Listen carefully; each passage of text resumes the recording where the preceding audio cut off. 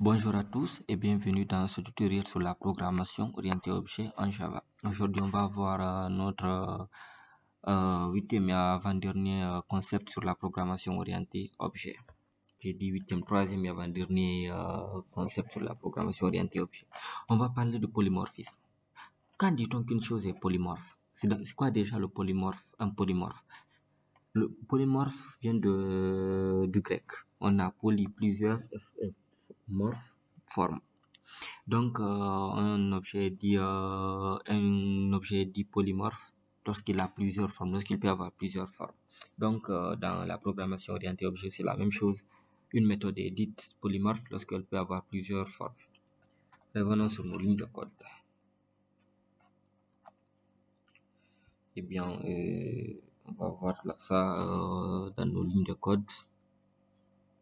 Regardez bien ici, dans Java. Ici, on a une première méthode qu'on appelle abstract void se présenter. Bien sûr, abstract, on verra ça. Ici, la méthode, elle n'a pas de corps, mais on a déjà une méthode se présenter au départ. Eh bien, lorsque nous allons extendre la classe, c'est-à-dire faire l'héritage de cette classe sur elle là, nous allons avoir la méthode se présenter ici à nouveau. Mais cette fois-ci, cette méthode, elle aura un mot-clé. Elle aura un mot-clé override. Pourquoi override? Parce qu'on veut montrer que oui, cette classe dépend de la classe ici personne.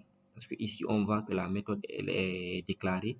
Ici elle vient de personne. Et si on déclare professeur et on extend sur personne, pour pouvoir l'utiliser, on doit impérativement avoir le mot-clé override pour avoir la méthode. Merci beaucoup d'avoir suivi ce tutoriel sur la programmation orientée objet sur Java. On se dit à la prochaine.